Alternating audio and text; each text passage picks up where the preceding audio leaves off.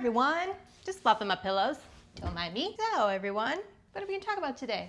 I'll tell you what we're gonna talk about. Major scale formulas. We're gonna talk about what the major scale formula is, why the major scales are the way that they are, and that's it, you know? Okay, so what is a major scale formula? Well, the major scale formula is the formula we use to build a major scale. So if ever you wondered why the notes in a major scale, and all the major scales are the way that they are, this is why. So the major scale formula is whole step, half step, whole step, half step. And what that formula is telling us is how to move up the musical alphabet in order to get our notes for a major scale. So in order to follow our little GPS instructions here, we need to know what a whole step and a half step is. It's very important. A half step means you're moving up to the note directly next to it, okay? And a whole step is double half step, so skipping a note in between. So whole steps and half steps on the guitar are measured in frets. So a half step would be from here to here. So you are just going straight to the fret immediately next door, okay? And a whole step is from here to here.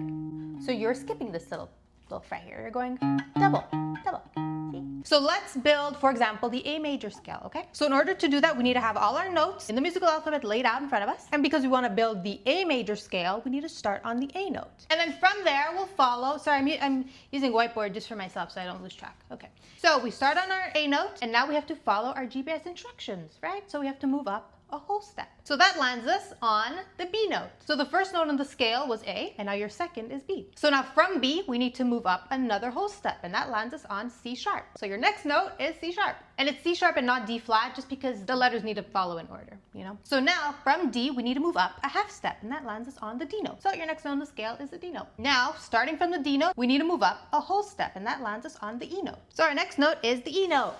And now from the E note, we need to move up another whole step, and that lands us on F sharp. So our next note in our scale is F sharp. And now from F sharp, we need to move up another whole step, and that lands us on G sharp. And then from G sharp, we need to move up a half step, and that lands us right back to A, which is the octave of the scale, right? A to A. And so that's it. That is why our major scales have the notes that they have. It's because of the major scale formula. And if you want to study all our major scales, you could check out megachurchmusic.com for my 70s Den guitar study ebook. I got pages in there with all the major scales, minor scales. You can study from it, you know? Whatever. I got some apples. Oh, sorry, I'm just looking in my apple bag. I went apple picking. Yeah, I just got whatever. I just got apples. Okay. This art piece is what I like to call the orbit of time. Oh, I'm gonna make chicken nuggets. Yeah. Oh, yeah. And so that's all, everyone. Thanks for coming. Thanks for being here. See you soon, you know? Okay, doodles.